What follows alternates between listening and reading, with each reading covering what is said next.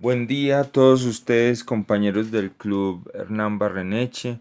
Agradezco al profesor Hernán y a Isnardi por la invitación que me han hecho y a Carlos a participar con ustedes. Mi nombre es Luis Alberto Rojas Franco.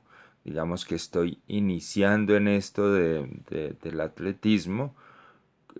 Confieso que fui deportista durante muchos años y lo que menos hacía era correr, hacía de pronto mucha bicicleta y otras cosas. Em, pero ahora, después de los añitos, le he encontrado el gusto a la carrera y me encanta pues estar aquí compartiendo con ustedes. La charla técnica es sobre principios del entrenamiento deportivo.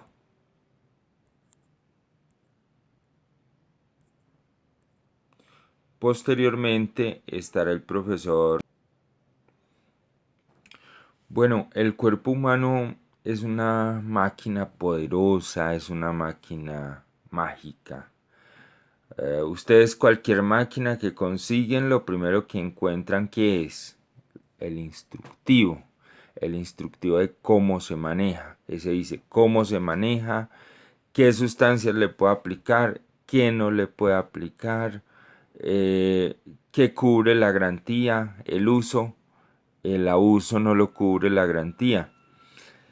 Pues lo mismo pasa con el cuerpo, pero hay una gran diferencia. La máquina generalmente no aprende o tiene unas funciones de aprendizaje de inteligencia artificial limitadas, mientras que las funciones y las capacidades de aprendizaje del organismo, del cuerpo y del ser humano son ilimitadas. ¿De qué depende? De que se ejerza un estímulo adecuado para que el organismo genere una respuesta ante el estrés que le genera ese estímulo, que genere un cambio funcional inmediato. Por ejemplo, ¿cuál es el estímulo que ustedes hacen con el atletismo? La carrera. ¿Cuál es el estrés que genera el organismo? Es que ya no soy capaz de respirar, es que los músculos empiezan a molestar. Entonces, ¿cuál es la respuesta del organismo? Pues aumenta la frecuencia respiratoria, aumenta el volumen de aire, aumenta el tono muscular, etcétera, etcétera.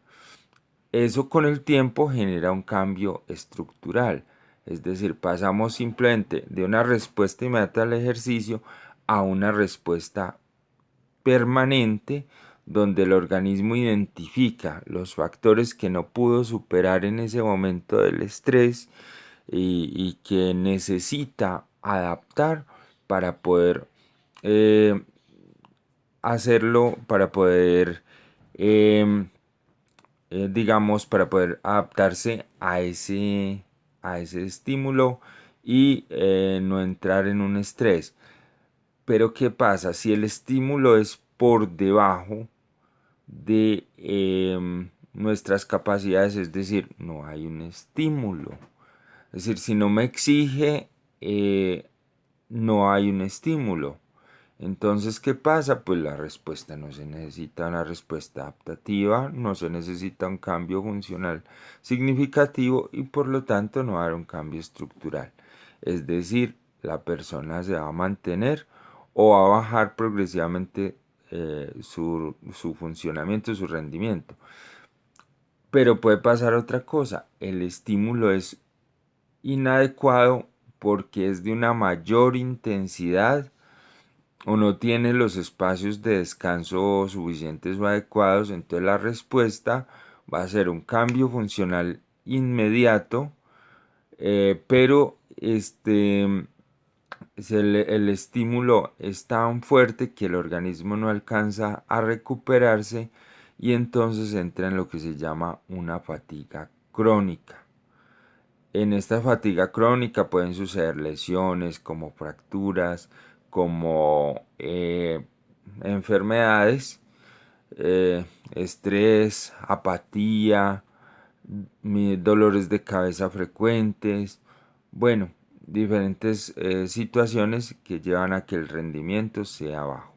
Entonces, tanto generar un estímulo muy bajo como generar un estímulo demasiado alto nos conduce a la fatiga, mientras que el generar un estímulo adecuado nos conduce a aumentar el rendimiento y a que sean permanentes los cambios. Pues bien, entonces esas indicaciones que deberían estar en el manual de uso del cuerpo aparecen en los principios generales que se llaman los principios del entrenamiento. Uno de esos lo quiero ilustrar con una historia que es la historia de Milón de Crotona, un hombre, pues un guerrero excepcional, un atleta, que dice la historia pues griega que el hombre era capaz de cargar un novillo en sus hombros. ¿Y cómo empezó? Pues empezó cargándolo cuando era un ternerito, todos los días lo levantaba, lo bajaba, hasta ser un novillo. Fueron múltiples pues como las exhibiciones de fuerza que tenía el hombre, pero el hecho de que él fuera aumentando gradualmente, sistemáticamente la carga, en la medida en que aumentaba el peso del novillo, sin un movimiento brusco, es diferente que le hubiera cogido el ternerito y lo levantara 100 veces y luego pretendiera levantar el novillo a que él lo levantara todos los días en una carga creciente, progresiva y continua, hasta llegar a ser capaz de lograr la fuerza necesaria. Ese es el principio de progresión. Es un principio sistemático, es decir, yo debo generar un estímulo, pero el estímulo va siendo creciente, pero empiezo desde lo fácil hasta lo difícil, de lo simple a lo complejo, es decir, de lo que yo puedo hacer hasta llegar a lo que no era capaz de hacer, pero no de forma inmediata, sino de forma progresiva, continua, pero hay otros principios y es el principio de recuperación, es decir, yo necesito un tiempo exacto de recuperación, que en un principio puede ser casi como del 50% del esfuerzo. Es decir, yo tengo, observen las líneas, entonces tengo unos ascensos en intensidad y unos momentos de recuperación. Ahora hay una recuperación activa y una recuperación pasiva. La recuperación pasiva está en el sueño, en el descanso inactivo. La recuperación activa es simplemente cuando yo bajo la intensidad. Entonces, lo que se recomienda es algo que se llama el carácter ondulatorio de la carga, y es que yo voy subiendo la intensidad, digamos que iba trotando eh, a menos del 50% de mi capacidad o haciendo un ejercicio cualquiera de fuerza a menos del 50% de mi capacidad, subo al 60%, luego bajo otra vez al 50%, ahí estoy ya recuperando. Pero luego subo a un nivel superior al que tenía antes, entonces subo al 65% y al 65 o al 70%, luego vuelvo y bajo. Pero nótese que el umbral de recuperación se va subiendo, es decir, para una persona que ya lleva un tiempo entrenando, el umbral de recuperación va a ser casi como el nivel de esfuerzo con el que está un principiante. ¿Por qué? Porque ya vamos ganando en adaptación. Entonces, ese es un carácter ondulatorio de la carga. O sea, lo natural es que existen siempre curvas de fatiga donde hay unos momentos de máximo esfuerzo y unos momentos de descanso. Pero de la misma manera se aplican las cargas. Yo no puedo estar aplicando una carga creciente continua, sino que yo tengo que estar aplicando una carga creciente pero ondulatoria, es decir, con periodos de recuperación activos. El calentamiento es fundamental y es parte del principio de adaptación. ¿Y qué tiene el calentamiento? Tiene una fase de movilidad articular donde sucede que se libera los, se, se liberan em, sustancias en las articulaciones que permiten primero el aumento de la temperatura, el aumento del rango de movimiento, y eso evita lesiones, y la lubricación de la articulación, ¿sí? Por el líquido sinovial que se va liberando. Todas las articulaciones tienen cartílago sinovial y tienen unas bursas, tienen una serie de estructuras y liberan un líquido con el aumento de la temperatura, que es el líquido sinovial. Y ese líquido es como un aceitico que lo que hace es lubricar las articulaciones, porque existen unas superficies articulares cartilaginosas y existen unas bursas que son como unas bolsitas que amortiguan el roce de los tendones en algunos puntos con el hueso. Entonces, en la medida en que yo no hago la movilidad articular, que consiste en aproximadamente 10 repeticiones de movimientos suaves con cada articulación, evitando giros, rotaciones en algunas articulaciones que no permiten este movimiento de pivot, sino que se lesionan fácilmente, como hombros, como columna, como rodillas, evitando los pivots o los giros, o como el cuello, porque esto genera un desgaste, digamos, a largo plazo. Entonces, en la medida que yo hago esas movilidades articulares adecuadas, se aumenta la temperatura, se lubrica la articulación, impide el roce de los cartílagos, que ese roce lo que genera un desgaste del cartílago articular, y ese desgaste del cartílago articular lo que nos va a llevar es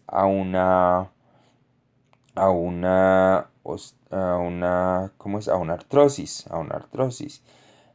con el tiempo. El otro punto, o el siguiente punto, es el estiramiento. El estiramiento, bueno, algunos lo hacen después de la movilidad articular, otros lo hacen después de una activación cardiorrespiratoria. Lo que yo sugeriría es primero hacer la activación cardiorrespiratoria, que puede ser una vuelta a la pista, por ejemplo, trotando. Es decir, ¿qué es lo que necesitamos en la activación cardiorrespiratoria? Que empiece a aumentar el, el- el consumo o la ventilación, que aumente la perfusión sanguínea, o sea, que aumente la llegada de sangre a todos los tejidos, que aumente la ventilación pulmonar, es decir, que llegue más aire al pulmón y haya más intercambio de oxígeno, que se estimulen y se dilaten las arterias. Bueno, todo eso con la activación cardiorrespiratoria, que puede hacerse haciendo pequeños salticos, haciendo trotes, haciendo ejercicios de coordinación, bueno, diferentes actividades que se pueden desarrollar que activan la parte cardiovascular. ¿Qué es lo correcto? Pues que en esta parte cardiovascular pasamos de tener 80 pulsaciones por minuto por ahí a 120 o 140. Es decir, que estemos pasando ya casi cerca del 40% de nuestra capacidad. Esto nos va a preparar para esfuerzos mayores.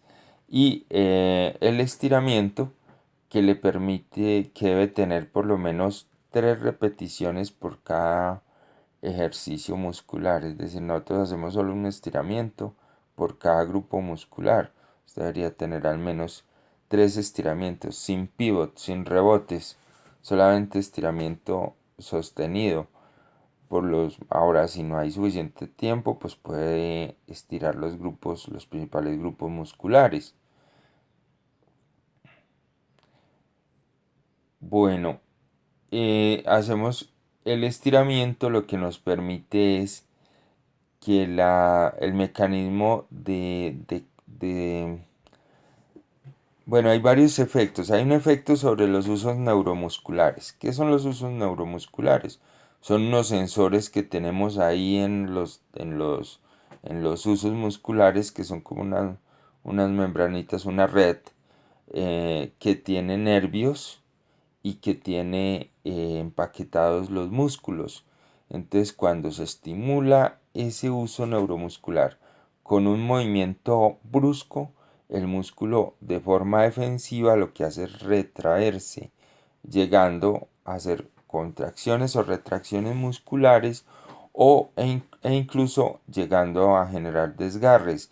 Entonces lo que yo hago con el estiramiento lento, progresivo, de entre 15 segundos aproximadamente y en 3 repeticiones, lo que yo estoy haciendo es estirando de forma suave para que no se activen los neuroreceptores, que son los usos neuromusculares, no activen esa alarma que hace que el músculo de forma defensiva se retraiga, sino que permita alargarlo más, alargar el tendón, alargar el músculo, alargar todo.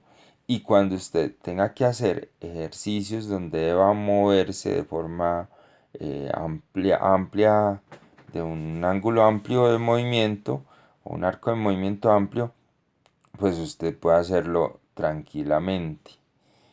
Ese es el tema del calentamiento. Luego viene la recuperación o el descanso. Entonces, hay dos aspectos relacionados con la recuperación. Por ejemplo, aquí vemos una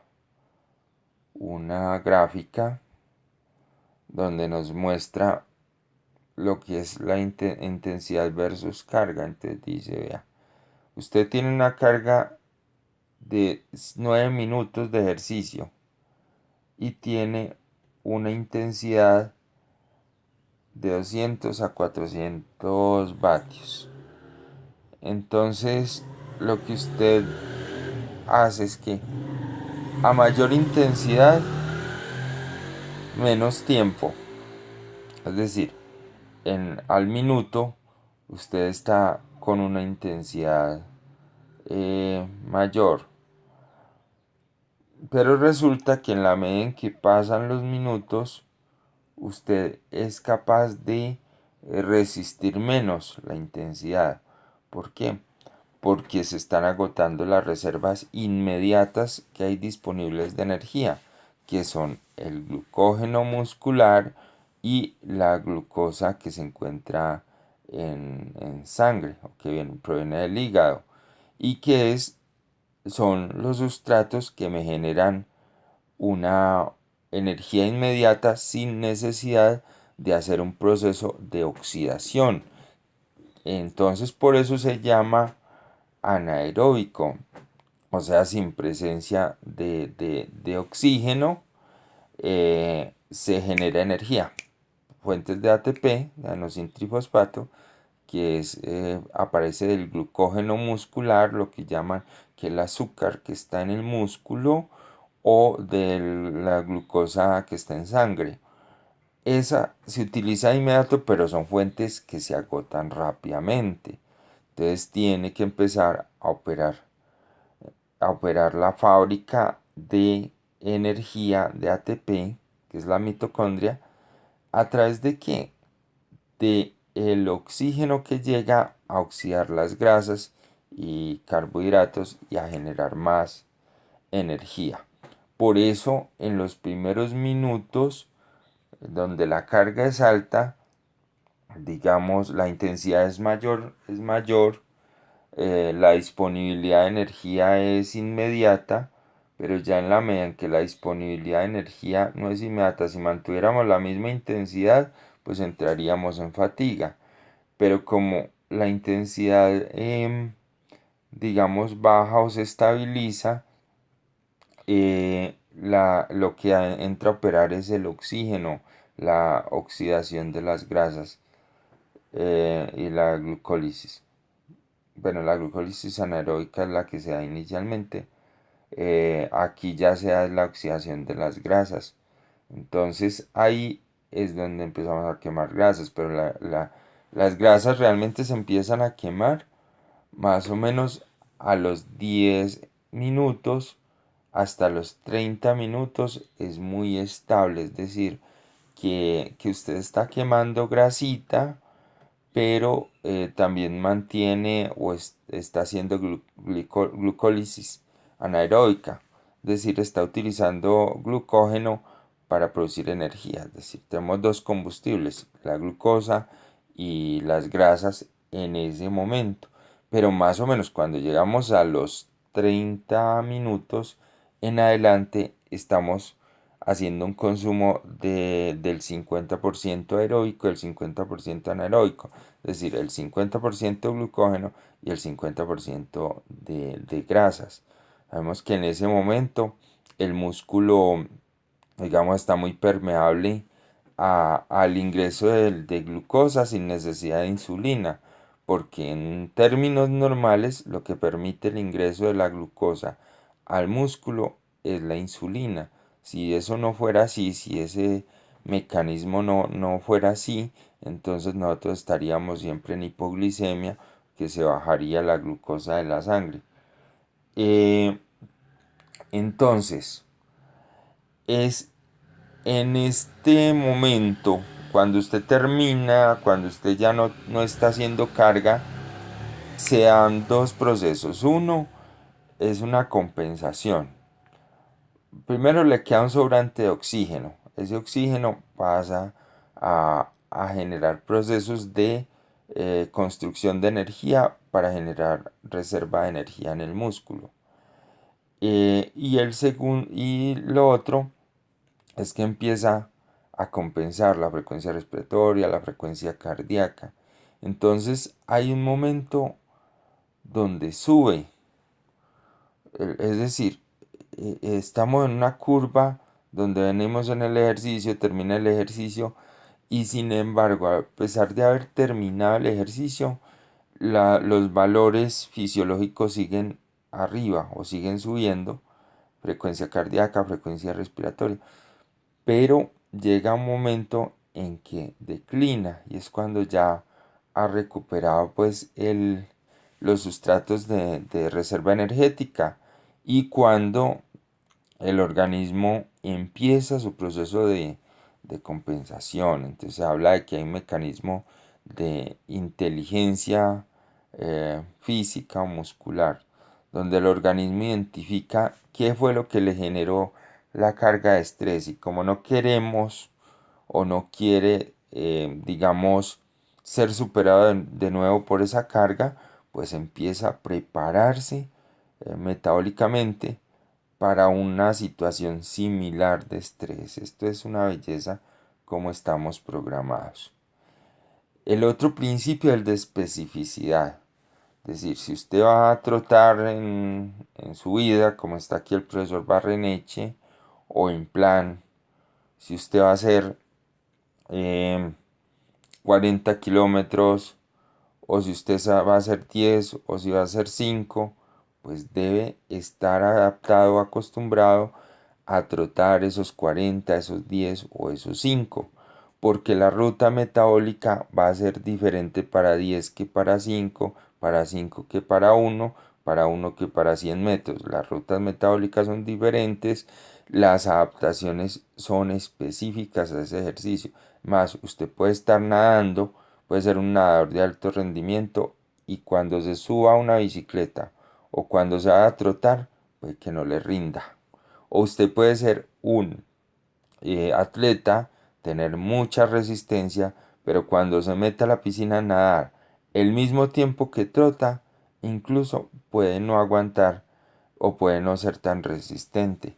Entonces por eso el entrenamiento debe tener un nivel de especificidad sobre la prueba que usted va a desarrollar. Sobre todo porque la ruta metabólica debe ser idéntica a la de la prueba que desarrolla. Hay otro principio, es el de individualidad. Es decir, no es lo mismo yo con mi edad, con mi sexo, con mi contextura, con mi biotipo, a otra persona que tenga un biotipo diferente, un sexo diferente, una edad diferente. La individualidad lo que hace es que usted no entrene igualito a todos los demás. Usted necesita entrenar algunos aspectos y por eso lo que se hace inicialmente es valorar sus capacidades, saber en qué está su fuerza, en qué está su resistencia a la fuerza, su resistencia a la velocidad, su flexibilidad, todas las valencias em, de forma individual para a partir de esa individualidad empezar las ganancias.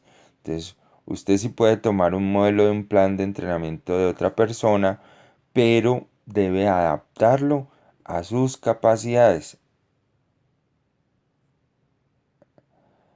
El otro principio es el de multilateralidad, es decir, usted tiene unas capacidades, su capacidad única no es la de correr, no. Esa, esa, ese estímulo o ese ejercicio genera unos cambios en todo su ser.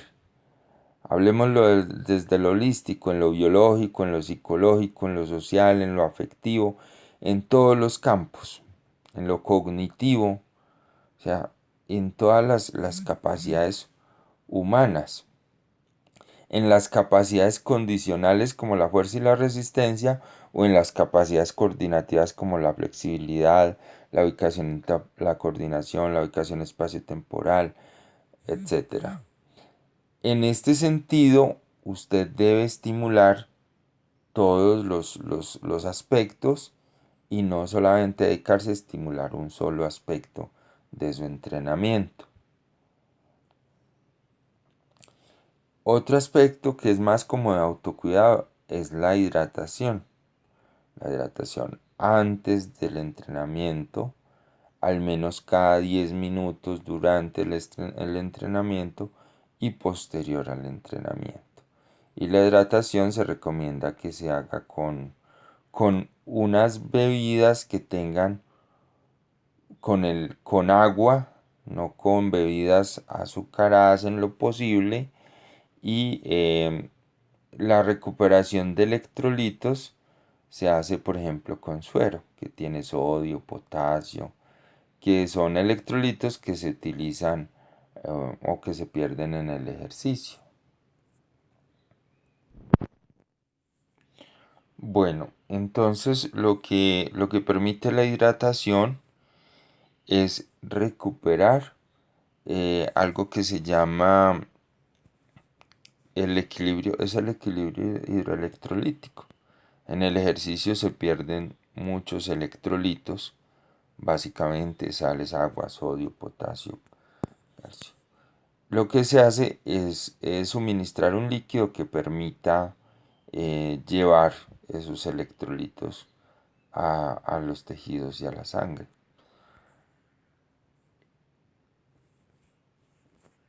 Muy bien, entonces hasta ahí estamos hablando de lo que son los principios de entrenamiento.